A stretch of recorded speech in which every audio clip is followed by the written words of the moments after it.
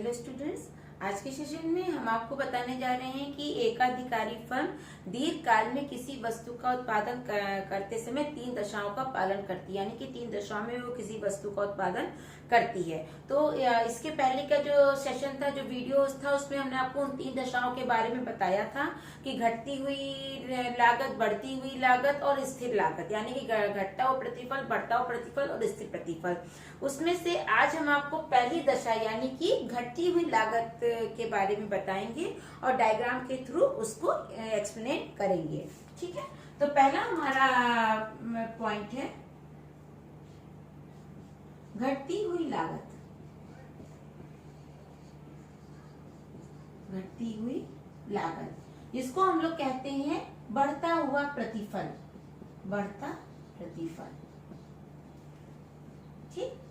घटती हुई लागत को एक नाम और है ह्रासमान लागत, ह्रासमान, क्योंकि क्वेश्चंस में घटती हुई लागत का जिक्र ना करते हुए ज्यादातर क्वेश्चन आता है ह्रासमान के नाम से। जो वर्ड में यूज होता है घटती हुई लागत के लिए वो होता है ह्रासमान। ह्रासमान का मतलब होता है कम होना, घटना। जो ह्रास है, ये देखिए, ये जो वर्ड है इसका मतलब होता है घटना या कम होना। तो जो घटती हुई लागत है उसका डायग्राम आप आपको समझाने जा रहे हैं। देखिए, पहले हम लोग ने बनाया ओ एक्स वाई अक्ष, ओ एक्स वाई, ठीक है। ओ एक्स पे हम लोगों ने वस्तु की मात्रा को दर्शाया, ठीक। ओ वाई पे हमने कीमत और लागत को दर्शाया कि कितनी वस्तु की कीमत है, कितना हम उसमें लागत लगा रहे हैं, ये हमने बताया। अब हम बनाएंगे इसमें ए आर और एम आर वक्र, ठीक है। ए आर, देखिए ये ए आर और एम आर, ठीक। ए आर हमारा ये है और एम आर हमारा ये है। ए आर और एम आर को इसीलिए हमने डॉट डॉट और स्ट्रेट लाइन में, आपको स्लैंटिंग लाइन में बताया कि जिससे आपको पता चले कि ए आर वक्र ऊपर की ओर बनता है, एम आर उसके नीचे बनता है। अब आपको जो क्या कहते हैं डायग्राम में मेन चीज बनानी है वो बनाना है लागत वक्र। लागत वक्र यानी कि एमसी वक्र और एसी वक्र, सीमांत लागत और औसत लागत। क्योंकि यहाँ पे देखिए लिखा है घटती हुई लागत। घटती हुई लागत का मतलब है कि लागत घटना, यानी कि यहाँ पे हमारी लागत क्या है, घट रही है। तो जब लागत वक्र हमको घटती हुई लागत को डायग्राम बनाना है तो वो डायग्राम हमारा बनेगा बाएं से दाएं नीचे की ओर झुकता हुआ, ठीक है। तो इसमें अब पहला बनेगा हमारा एमसी वक्र। देखिए ये हमने बनाया एमसी वक्र, ठीक। एमसी वक्र एम आर को जिस बिंदु पे काटता है वह बिंदु होता है संतुलन का बिंदु, ठीक। ये देखिए ई, ठीक। जहां पे संतुलन निर्धारित होता है, मतलब तय होता है, वहां से हम एक नीचे की ओर रेखा खींचते हैं जहां पे ये देखिए निर्धारित होता है ओ एन वस्तु की मात्रा। यानी कि जब ई बिंदु जहां संतुलित होता है वहां पे हम ओ एन वस्तु की मात्रा का उत्पादन कर रहे होते हैं। अब एमसी वक्र के बाद अब हम बनाएंगे एसी वक्र। ये देखिए एसी वक्र, ठीक।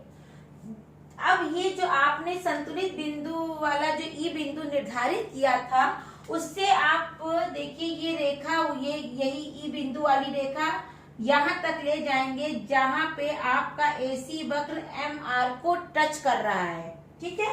ये जहां पर एसी वक्र एम आर को टच कर रहा है उस बिंदु को हमने नाम दे दिया E1, ठीक है। E1 नाम दे दिया।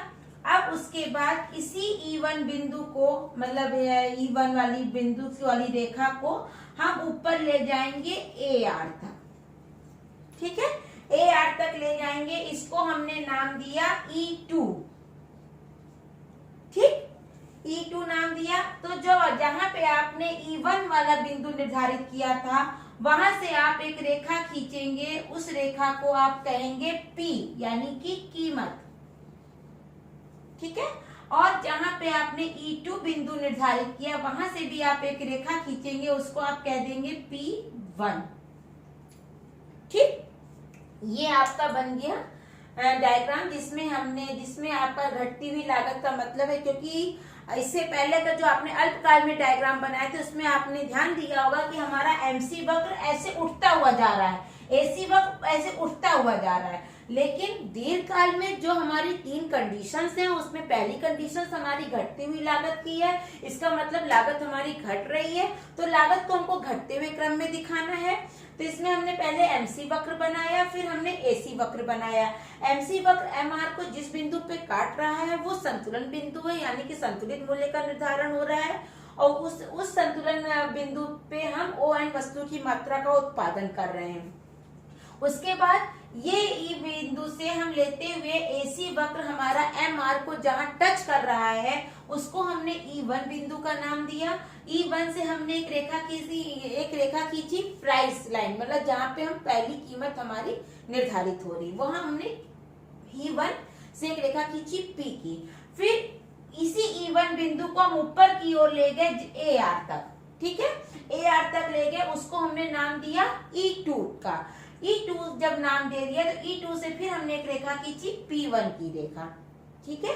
तो ये इस डायग्राम में जब आपका जो E1 और E2 के जो बीच की ये दूरी है, देखिए ये जो E1 और E2 के बीच की जो डिस्टेंस है, यही आपका बढ़ता हुआ प्रतिफल कहलाता है। ये जो E1 और E2 के बीच का डिस्टेंस है, यही आपका बढ़ता हुआ प्रतिफल कहलाता है, यानी कि प्रति इकाई लाभ, किसी एक इकाई का लाभ, ठीक है। और जो आपका ये पूरा है PE1 E2 P1, ये जो पूरा ब्रैकेट है ये आपका कहलाता है कुल लाभ, कुल प्रतिफल कहलाता है, ठीक है। ये हमेशा याद रखिएगा, ये छोटे छोटे जो पॉइंट्स हम आपको बीच बीच में बताते हैं, ये क्वेश्चंस के रूप में आ सकते हैं कि प्रति इकाई लाभ, किसी एक इकाई के लाभ के बीच की दूरी क्या है, E1 E2। लेकिन अगर कुल लाभ का मेजरमेंट, कुल लाभ के बारे में कहें तो ये पूरा है PE1 E2 P1, क्योंकि अगर ये डायग्राम बना होगा, इस डायग्राम के थ्रू नीचे ऑप्शन दिया होगा, उसमें ये पूछा जाएगा कि इसमें प्रति इकाई लाभ क्या है, तो आपको पता है प्रति इकाई लाभ E1 और E2 के बीच का डिस्टेंस है। लेकिन अगर कुल लाभ पूछा जाए तो कुल लाभ का मतलब होता है PE1 E2 P1, ये पूरा, ठीक है। अब इसको देखिए शॉर्ट फॉर्म में थोड़ा सा हम समझ लेते हैं कि E हमारा क्या है, संतुलन बिंदु, जैसा कि आप लोग इससे पहले के डायग्राम में एक्सप्लेन करते आए हैं, ठीक है। ON हमारा क्या है, वस्तु की मात्रा, कितनी वस्तु का हम उत्पादन कर रहे हैं, ठीक है।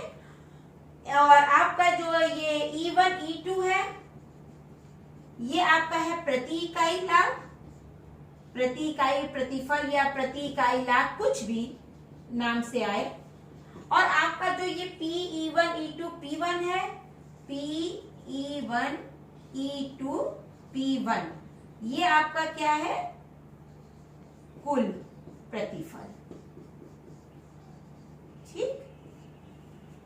ठीक है।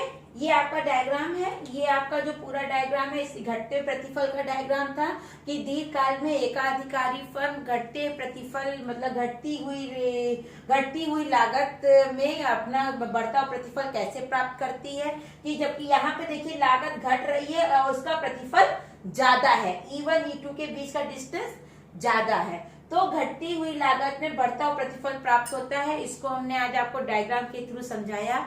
आशा करते हैं कि ये डायग्राम, इसका एक्सप्लेनेशन आपको समझ में आया होगा। अगर कुछ आपको कंफ्यूजन है, कुछ आपको डाउट्स है, तो आप प्लीज उसको क्लियर कर सकते हैं। Thank you.